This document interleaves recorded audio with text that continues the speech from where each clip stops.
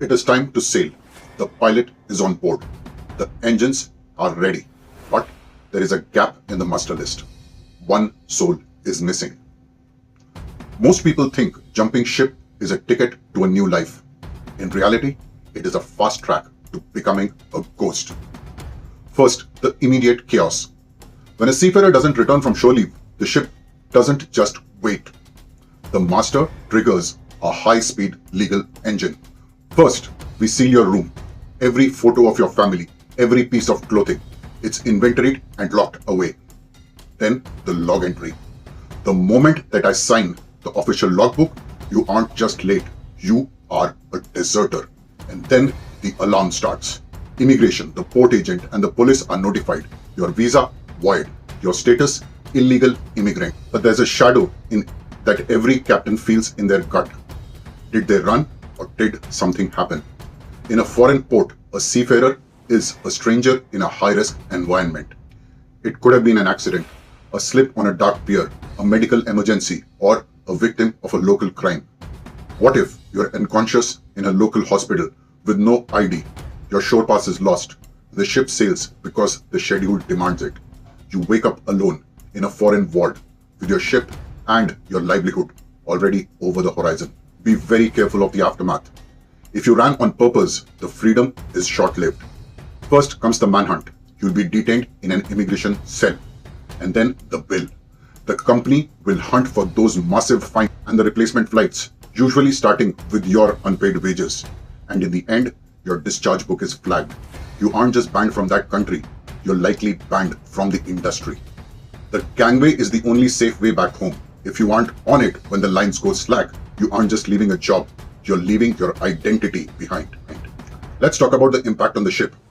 The vessel can't simply sail away without consequences. She may be required to vacate the berth and proceed to anchor if another vessel is expected there.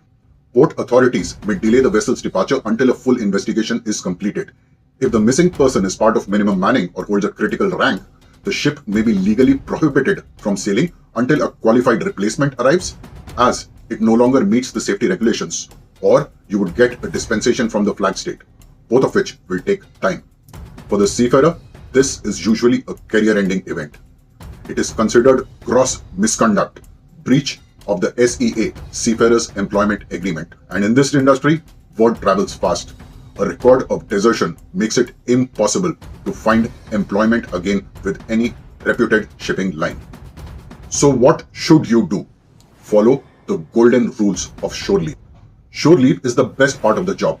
It is also the easiest place to lose your job. The moment you step off that gangway, you're not just a seafarer, you are a target.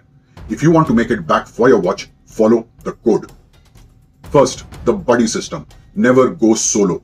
Whether it's a medical emergency or a wrong turn in a bad neighborhood, your mate is your lifeline. Just like smart ladies, one person watches the drink, the other watches the door. Second, the pocket lifeline.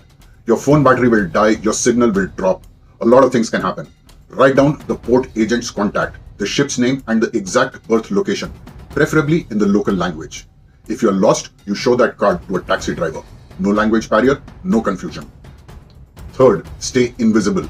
Leave the gold watch, the jewelry, the designer branded gear in your locker. In a foreign port, looking like a rich tourist or a clueless sailor is a recipe for trouble. Blend in and stay sharp. And always remember the last launch rule. If we are at anchor, never wait for the final port. If that engine fails or the weather deteriorates and the ship is sailing, you're standing on the pier watching the stern lights fade away.